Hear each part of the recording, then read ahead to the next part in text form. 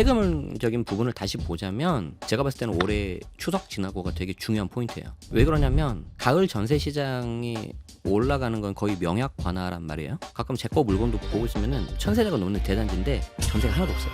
L3 리센트 잠실 5000세대 넘잖아요.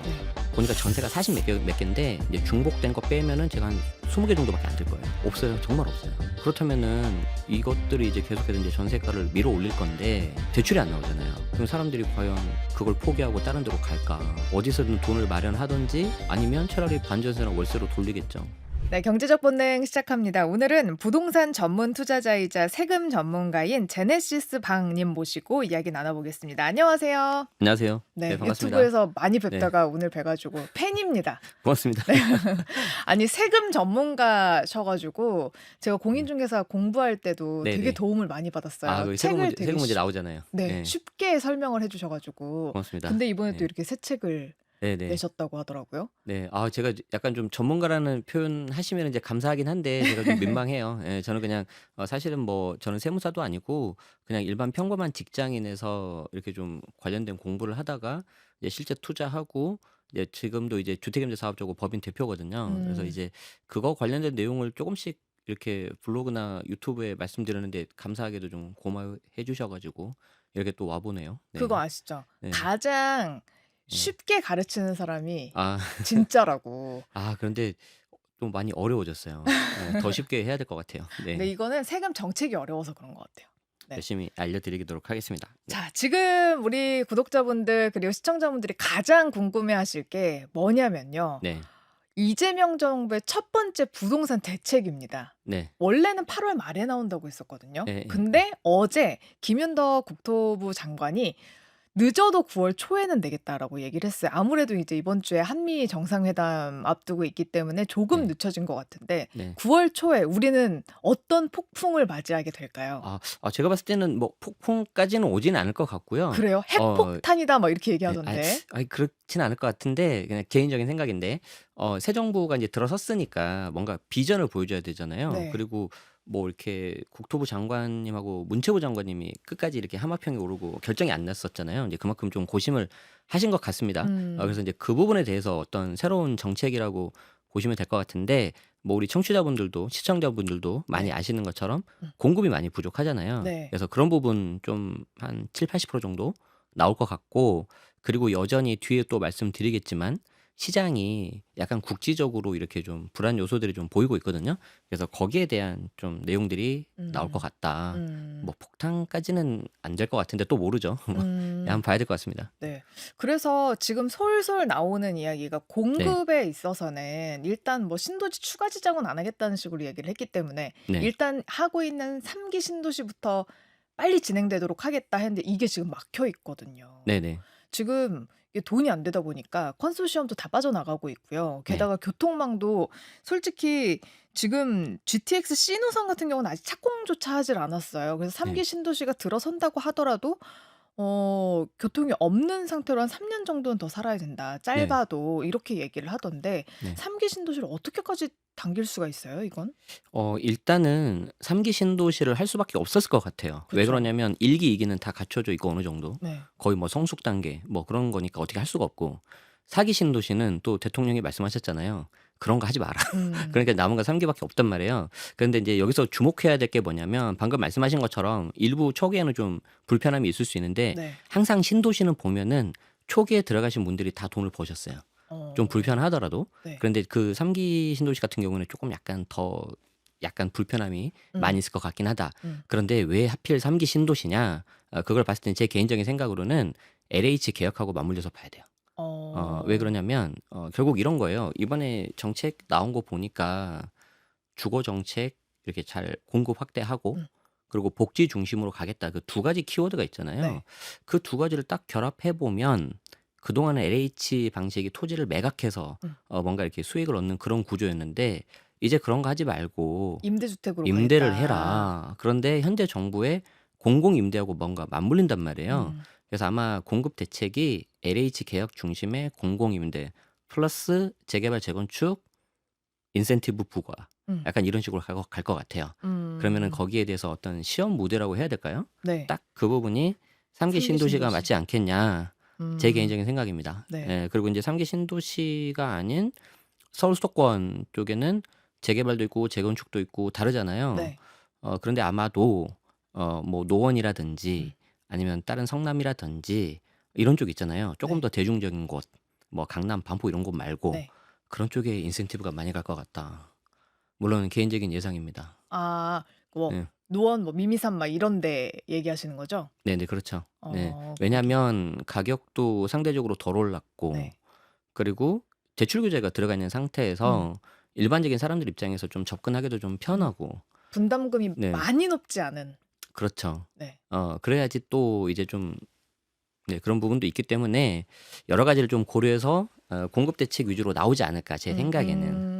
재건축, 재개발, 그러니까 재건축이랑 재개발이 다른 점은 재개발은 네. 정말 동네 자체를 다시 만드는 거고 그렇죠. 재건축은 이제 오래된 아파트를 허물고 다시 짓는 거잖아요. 네, 그렇죠. 근데 이제 재건축을 위주로 이야기를 하자면 목동은 어떻게 네. 보세요?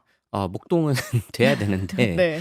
최근에 뭐 고도 제한 뭐 이슈 네. 때문에 근데 뭐 어떻게든 되지 않을까 싶습니다. 네. 여기는 지금 네. 제네시스 박님이 얘기한 그 대중적인 곳에 포함이 되나요? 조금 안 포함은 안 되는데 네. 그래도 이제 너무 오래됐고 네. 워낙 이제 세대수도 많고 하니까 좀 어떤 방편으로든지 좀 공급이 해소가 돼야 된다. 네. 그렇지 않으면 이제 너무 이제 좀 특히 임대차 시장부터 좀 많이 불안해지거든요. 음. 그래서 돼야 된다고 생각합니다. 네. 네. 근데 또 그런 뭐 노원이나 성남이나 이런 곳들은 네. 뭐 성남은 조금 다를 수 있는데 재건축 앞두고 있는 곳들이 지금 어떤 게 또 갈등이냐면 이제 나이가 많이 드신 분들이 거기 많은 네네. 거예요. 그러다 보니까 이제 동의율 자체가 안 나온다는 단점이 있어요. 네네. 그래서 너무 진행이 힘들다라고 얘기를 하는데 왜냐면 이것도 어느 정도 그 수치를 맞춰야지 이제 전체 수용을 해 버리잖아요. 네. 근데 그걸 못 맞추는 게 또 지금 굉장히 힘들다라고 얘기를 하더라고요. 네, 그래서 최근에도 아마 동의율 5% 포인트만 내리고 막 네, 그랬었잖아요. 네. 그런 부분들이 아마 그런 부분을 염두에 두고 진행을 하는 것 같은데 어쨌든 이제 해당 조합에서는 잘 좀 보셔야 될 것 같아요. 네. 그렇게 해서 진입을 하시거나 아니면 재건축 이쪽 잘 보셔도 좋을 것 같고요. 개인적으로는 재개발을 좀 보시는 게 좋을 것 같다. 왜냐하면 재건축은 초과이익 환수제가 이슈가 해결이 안 됐고 네. 그리고 상대적으로 금액이 좀 많이 들어가기 때문에 만약에 내가 내 집 마련 그리고 혹시 뭐 투자적인 어떤 재테크적인 관점으로 접근을 하신다면은 제가 봤을 땐 재개발 먼저 보셔야 됩니다. 근데 재개발이 더 네. 어렵잖아요. 어렵죠. 네. 거기는 매번 네. 된다고 그랬다가 안 되고 이게 네. 너무 이제 긴 싸움이다 어쩔 수 보니까. 없어요. 이게 리스크가 높아야지 수익률이 올라가는 거고 하이 네. 리스크 하이 리턴이기 때문에 네. 그래서 나는 그게 좀 싫다 하시는 분들은 그냥 내 집 마련 아니면 새 끼고 사두는 거 이제 기본적인 지어진 구축으로 가셔야 될 것 같습니다. 네. 일단 공급은 이제 그렇게 갈 것 같고요. 네. 대출은 어떻게 더 조일까요? 저는 충분히 가능성이 있다고 봐요. 대출 더 조인다고요, 네, 이거보다? 왜 그러냐면 물론 저는 대출 전문가는 아닌데 네. 현재 정부의 어떤 정책 방향성을 좀 잘 보셔야 될 것 같아요. 무슨 말이냐면은 지금 대출 규제 627 나오고 나서 다 그런 건 아닌데 일부 이렇게 금매도 좀 나오고 있고 좀 주춤하는 모습 나오고 있고 특히 무엇보다도 이제 좀 많이 인센티브를 좀 주셨단 말이에요. 네. 대통령님이 무슨 말이에요? 이제 확실한 시그널이거든요. 잘했다. 이런 식으로 해라. 그러니까 돈을 이렇게 좀 못 가게 하는 유동성 공급을 막아버리는 그런 쪽으로 가고 있기 때문에 최근에 이런 내용들이 조금 약간 흘러나오고 있어요. LTV를 또 추가로 규제하겠다. 그럼 굉장히 또 세지는 거거든요. 네. 뭐 전세 대출에도 DSR 적용하겠다. 네. 뭐 그런 말들이 나오고 있다는 거는 임대인에게 DSR 적용하겠다 막 이런 얘기도 있더라고요. 그렇죠. 그래서 네. 뭐 어디까지나 안 방안이긴 한데 네. 원금 자체는 임차인, 이자는 임대인. 이게 무슨 말이냐면 되게 디테일하잖아요. 네. 검토하고 있다는 거예요. 이렇게까지 세부적으로 이야기가 그렇죠. 흘러나오는 것은 안에서 검토를 그럼요. 하고 있는 거고 어느 정도 좀 반응을 보기 위해서 흘려보내는 그렇죠. 걸까요? 제 개인적인 뇌피셜은 물론 제 개인적인 생각입니다. CBS의 공식적인 입장은 아닙니다.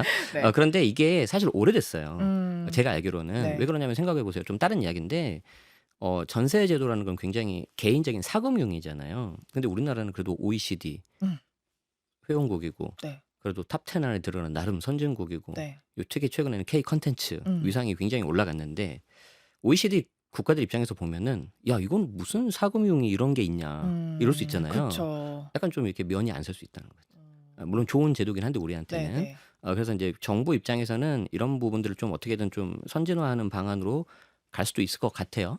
그래서 개인적으로는 대출 규제 같은 경우에는 효과가 어느 정도 있다고 보기 때문에 세금 규제가 지금 안 나오고 있는 거거든요. 네.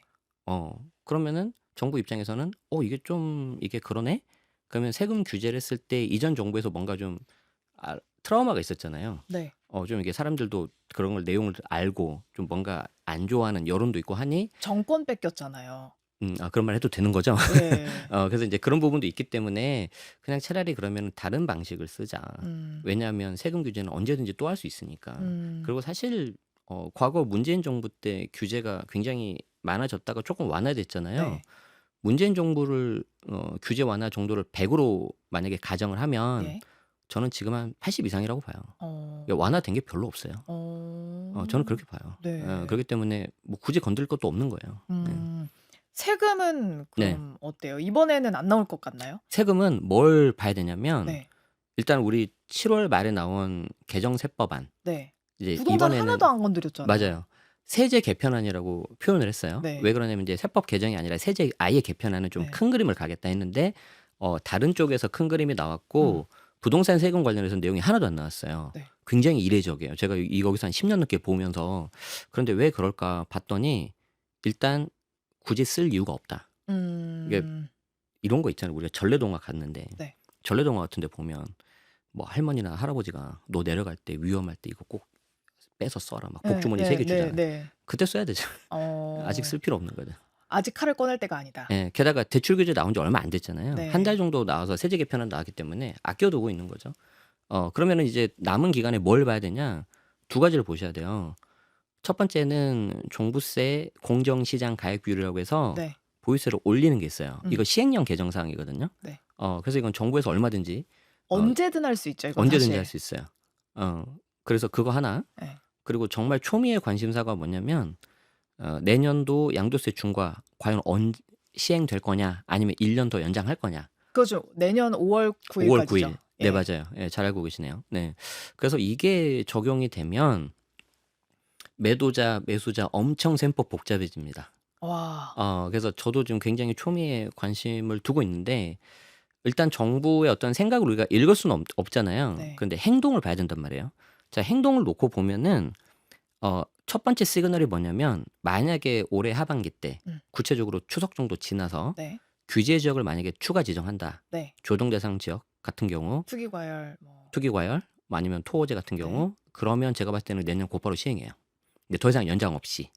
네, 제 개인적인 생각으로는. 근데 내년에 6월에 지선 있잖아요. 그거예요. 이제 제가 그 말씀 드리려고 네. 했어요. 그래서 저는 개인적으로는 굳이 말하자면 6대 4로 6은 시행한다. 네. 4는 시행 안 한다. 근데 지방선거 때문에. 그런데 시행 안 해도 해봤자 1년이다. 유예기간. 내년 지방선거 끝나면 무조건 한다. 네, 저는. 그거를 한 몇 달 미룰 뿐. 네, 맞아요. 거죠. 해봤자 1년이겠죠. 와. 그런데 이제 그게 좋은 게 뭐냐면 네. 정부 입장에서 좋은 게 뭐냐면 시그널을 준 거예요. 음. 시그널을 주고 데드라인을 딱 잡아놓고 기간 줄 테니까 팔어라 이렇게 되는 거죠. 그래서 그리고 이제 그 일부 물건이 공급 부족에 약간 가뭄의 단비 낮에 해결할 수 있잖아요. 네. 그러면 이제 좋은 게 뭐냐면 예상대로 팔면 좋은 거고 네. 안 팔면 뭔가 구실이 생기잖아요. 우리는 기한을 줬다. 근데 너희들이 안 팔았다. 그러니까 우리가 뭔가 하겠다. 그걸 우리는 2017년, 2018년에 봤죠 이미. 이미 우리는 이 싸움을 해봤죠. 이 예. 게임을 해봤죠. 네. 그런데 사실 모르겠어요. 제가 이제 강의 같은 거 교육 같은 걸 많이 하니까 수강생들하고 이야기를 해보면 하나도 몰라요. 왜냐하면 벌써 오래전 일이고 한 7, 8년 전이잖아요. 네. 7개월 전도 잘 모르는데 뭐. 벌써 왜냐하면 잊어버렸어. 뭐 약간 외람된 말씀인데 627 대출 규제가 생각보다 꽤 충격이 컸잖아요. 예. 그리고 6월 26일 바로 전날에도 검토한 바 없다 그랬단 말이에요. 그렇게 기사가 났었죠. 그쵸? 예. 근데 한 달 정도 지났는데 기억나세요? 그날 분위기?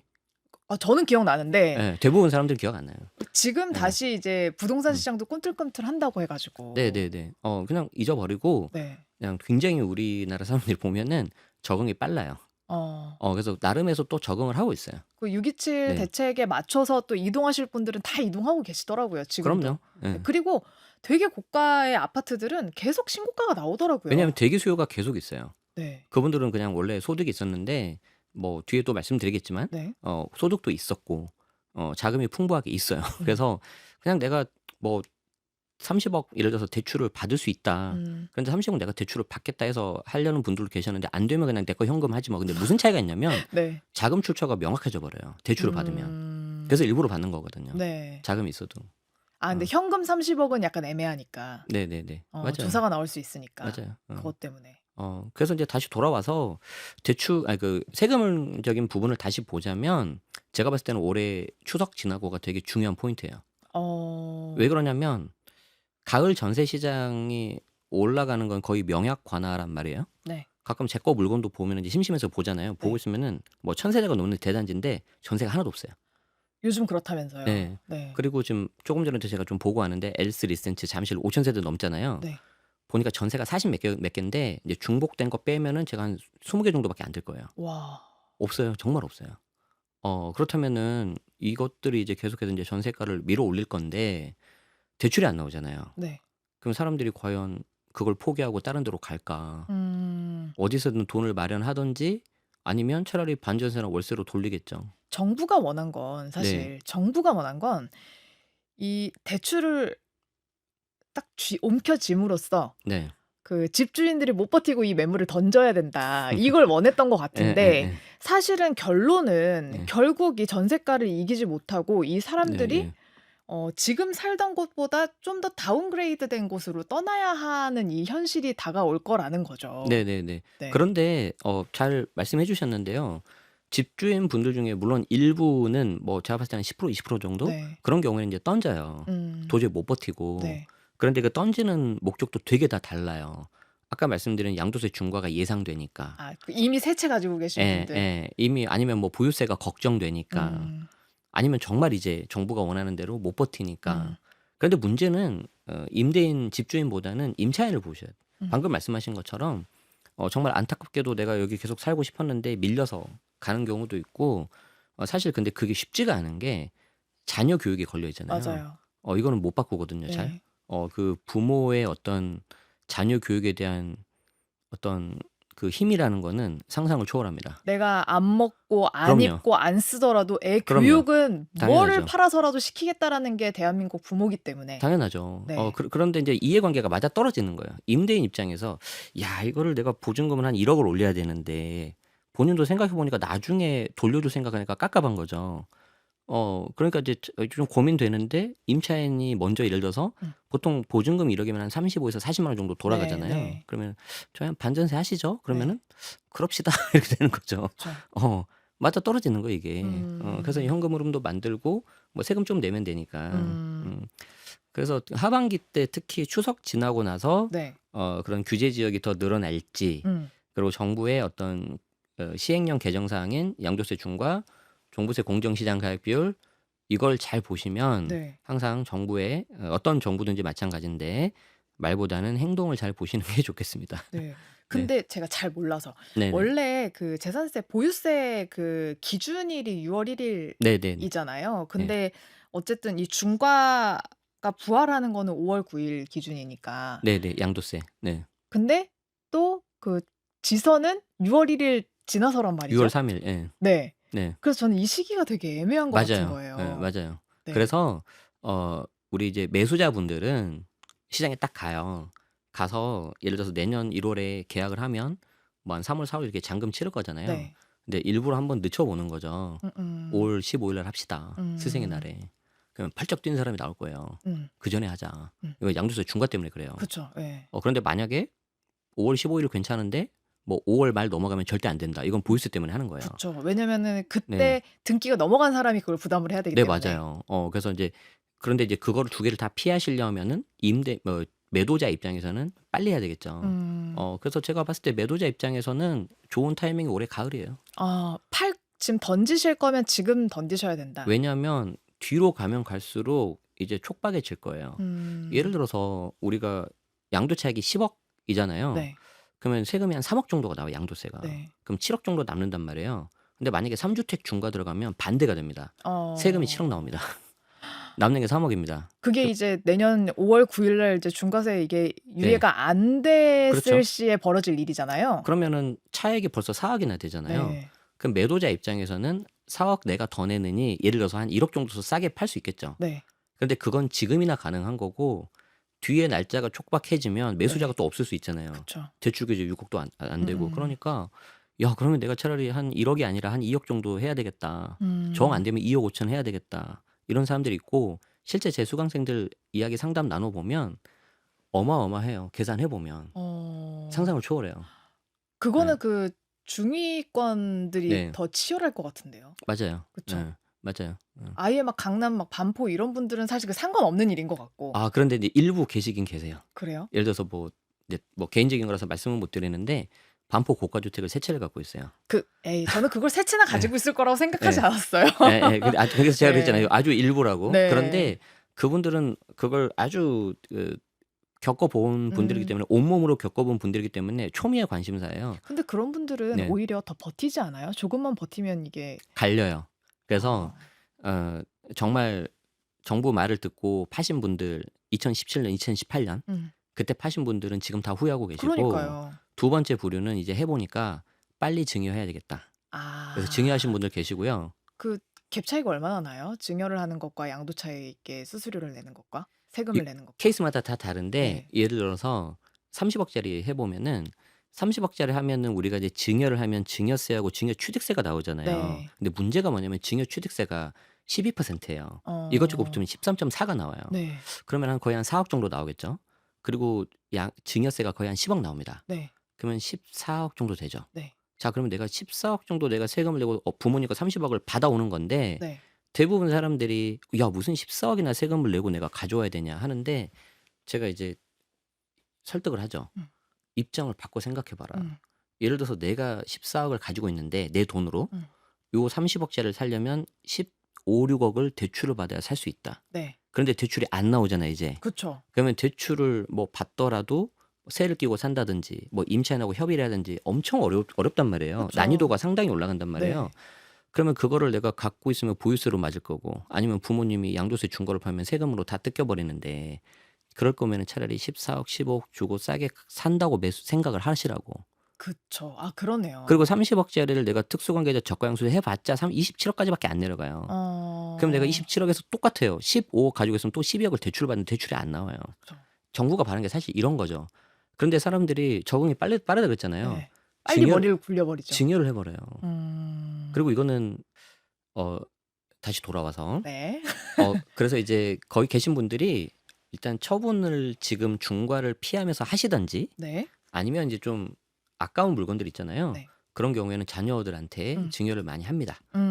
그리고 이제 자녀분들이 이왕이면은 좀 이제 최소한 미성년자는 좀 성년인 경우가 좋고요. 네. 뭐 더 좋은 경우는 좀 이제 직장 있는 분들. 왜냐면 내가 보유세도 좀 내야 되고 네. 해야 되니까. 그래서 저는 개인적으로는 세금 내고 하면 가능은 한데 미성년자도 가능은 해요. 네. 근데 보유세도 내야 되고 아무래도 우리나라는 좀 정서라는 게 있어서 네.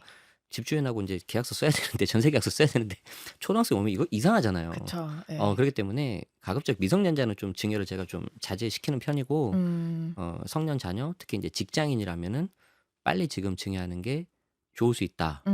그리고 우리가 이제 아까 앞에서 말씀드린 것처럼 증여 취득세하고 증여세가 나오는데 예를 들어서 우리가 마포, 강동 많이 올랐잖아요. 네. 언제 규제적으로 묶여도 이상하지 않은 곳이잖아요. 네. 근데 지금 하면 증여 취득세가 3.5, 4%입니다. 묶이면 13.4입니다. 10% 포인트가 늘어나요? 빨리 하십시오. 근데 20억 예. 근데 우리 작가님이 보시기에는 조정 네네. 지역 그 규제 지역이 더 늘어날 것 같으세요, 지금? 그래서 가을이 중요하다고 했는데 네. 만약에 가을에 지정을 하면 네. 내년 양도세 중과 시행하겠다는 거죠. 아. 왜냐하면 지방선거 같은 걸 고려했을 때 우리는 그냥 지지 세력 아니면 이제 뭔가 이런 것들을 통해서 가겠다라고 보는 거고 아니면 이제 조금 더 이렇게 워낙 국민들 반발이 심할 수 있으니까 과거 정부에서 했듯이 네. 조금 더 기다리겠다 하는 경우라면은 좀 늦출 수 있고 내년 정도 초에 할 수도 있을 거라고 봐요. 그런데 양도세 중과가 아까 시행령 개정사항을 그랬잖아요. 네. 내년 1월에 나와요. 그게 여부가. 어. 그래서 우리가 이제 본법에 대한 세법 개정안이 7월에 나왔고 네. 그리고 이제 9월 정기국회 열면 그때 이제 통과를 시키는데 지금 뭐 정부 여당 다 민주당이니까 네. 특별한 이슈 없으면 통과가 되겠죠. 네. 혹시 뭐 다른 이야기인데 대주주 주식 양도 기준 아직 결정 안 났죠. 네. 예, 근데 왠지 밀고 나갈 것 같아요. 그러니까 예. 벌써 제가 아까 말했잖아요. 627씩 잊어버리잖아요. 네. 그거 나온 지 며칠 됐는데 1, 2주 정도 됐죠. 계속 얘기해야 돼요. 국민들 음. 입장에서. 음. 어쨌든 다시 돌아와서 그렇게 본다면은 내년 1월 달에 이제 시행령 개정사항이 나오는데 그때 양도세 중과를 연장하겠다라는 음. 말이 없으면 그냥 끝나는 거예요. 일몰됐다고요.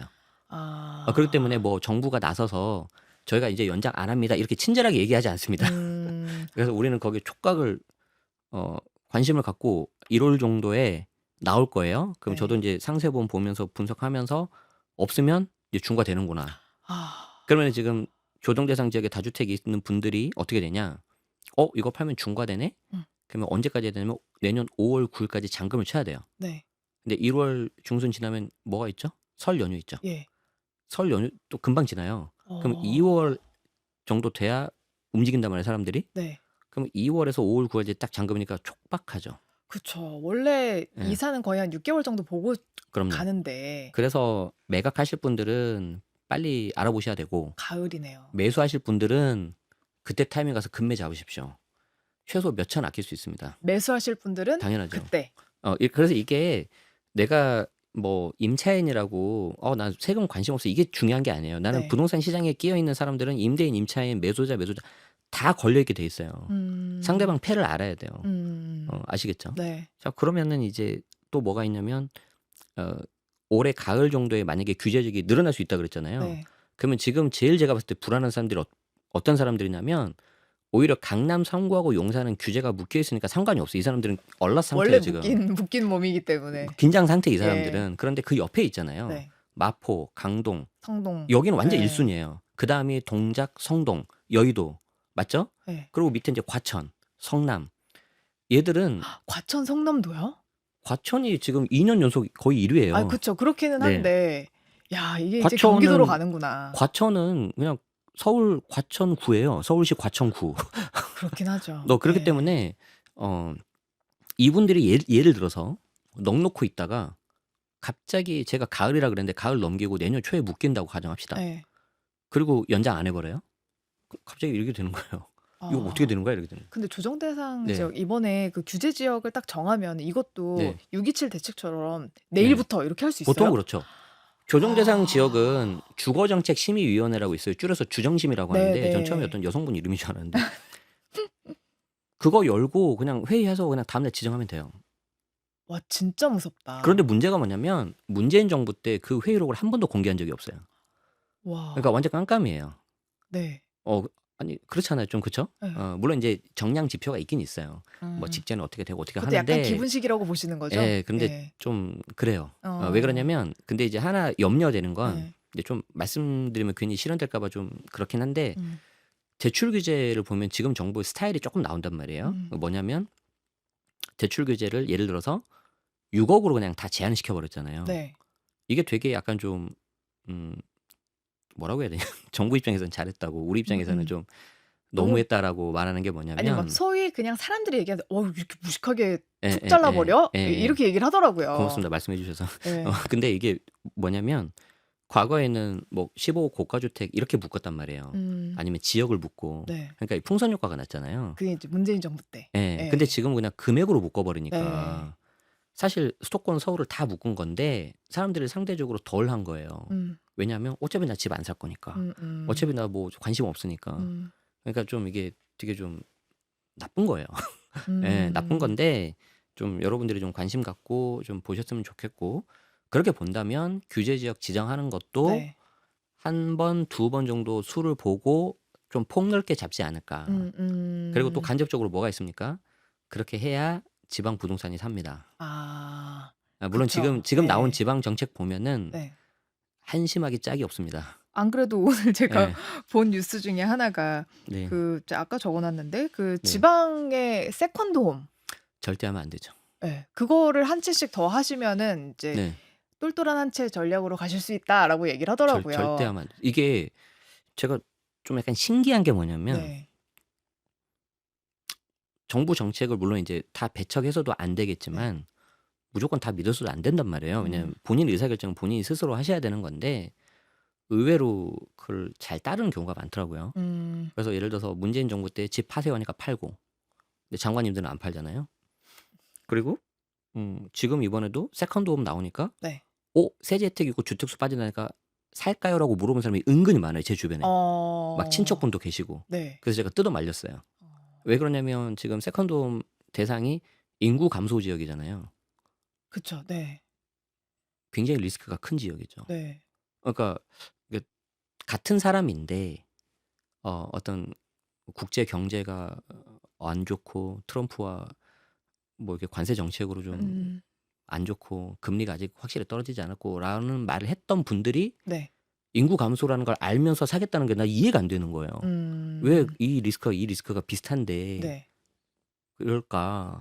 결론적으로는 지금 지방 같은 경우에는 워낙 미분양도 많고 사실 이게 매수세가 없잖아요. 네. 다주택자를 투자자들이 가져야 돼요. 그쵸. 원래는 그러니까 원래 돈 좀 있으신 분들은 지역에다가 원래 별장 같은 걸 많이 해 두시잖아요. 근데 이제 네. 그건 워낙 세금이 또 비싸고 하다 네네. 보니 야 이런 기회 있을 때 '야 어차피 주택수를 안 잡는데' 네네. 이래서 가시려는 분들인 것 같긴 하거든요. 네. 그런데 제 주변에 그런 분들은 아니고 네. 막연하게 그냥 세제 혜택이 있으니까 하는데 음음. 문제는 뭐냐면 항상 우리가 주식도 마찬가지고 코인도 마찬가지고 부동산도 마찬가지인데 내가 이걸 가지고 있으면 현금으로 나오는 수익형 투자가 있고 네. 주식으로 치면 배당이겠죠. 부동산으로 치면 월세인 거고 아니면 마지막에 시세 차익 내서 내가 턴다면은 주식은 양도차익이고 부동산도 양도차익이잖아요. 네. 근데 세컨드홈 같은 경우에는 내가 월세 받을 것도 아니고 음. 나중에 적당히 팔아야 되는데 네. 안 팔려요. 음. 그럼 이제 묶이는 거예요. 세제 혜택을 누릴 수가 없어요. 음. 그래서 이제 물론 다 그렇진 않겠지만 지금 나와 있는 지역들을 보면 대부분이 좀 그렇기 때문에 오히려 선수들이 해도 쉽지 않다. 저는 네. 그 정권이 또 바뀌잖아요. 그럼 그때 네. 가서 이게 어떻게 될지 또 몰라요. 물론 이제 취득한 거에 대해서는 보호는 해줄 거예요. 네. 예, 뭐 그것까지 막 역으로 소급하는 경우는 나중에 없는데 양도할 때도 문제가 안 될까요? 그거는 좀 장담 못 해요. 그러니까요. 제가 이게 지금 무서운 네. 거예요. 네, 그런 네. 사례를 이제 뭐 우리가 봐왔기 때문에 안타깝지만 좀 정책 신뢰성이 좀 무너지고 있는데 지금 정부에서 좀 안 그랬으면 좋겠습니다. 그래서 그런 부분들 좀 이렇게 좀 조심하셔야 되기 때문에 세금 규제가 언제 나올지 모른다. 음. 그런데 약간 완충을 할 수 있는 변수 하나가 내년 지방선거인데 또 우리끼리 이렇게 이야기하는 거지 정부 입장에서는 신경 안 쓰고 있을 수 있어요. 그래서 아이 그쵸. 그건 그거고 나는 내 갈 길대로 그냥 규제 뭐 네. 필요하면 할 거야라고 하는데 아직까지는 국토부 장관 분께서 말씀하신 거 보면 그냥 공급 위주로 나오고 있으니까 그거 한번 좀 지켜보시는 게 좋을 것 같습니다. 생각보다 이번 정부가 부동산 규제나 이런 거에 관심이 좀 없는 것 같아 가지고. 저는 다르게 생각합니다. 그래요? 관심이 없는 게 아니라 이미 규제가 돼 있기 때문에 그렇습니다. 아까 말씀드렸잖아요. 100에서 내려봐 80 아 정도밖에 안 80 내렸다는. 정도밖에 안 예. 됐기 때문에. 왜냐하면 여기서 규제를 더하면 네. 이제 다 올라요. 왜냐하면 취득하고 양도 이미 올라 있어요. 양도 같은 경우에는 중과 들어가면 끝나는 거거든요. 그럼 이제 남은 거 보유세밖에 없잖아요. 근데 보유세 아까 말씀드린 것처럼 종부세 공정시작가격비율을 올리면 거의 한 1.5배 정도 올라 버리는 거고 네.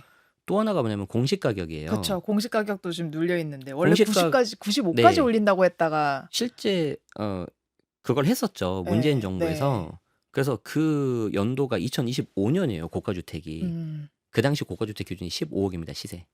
지금 서울 평균값입니다. 네. 그러면 만약에 그렇게 했다면 이론상 했다면 지금 서울 대부분의 집들이 90% 가거든요. 와.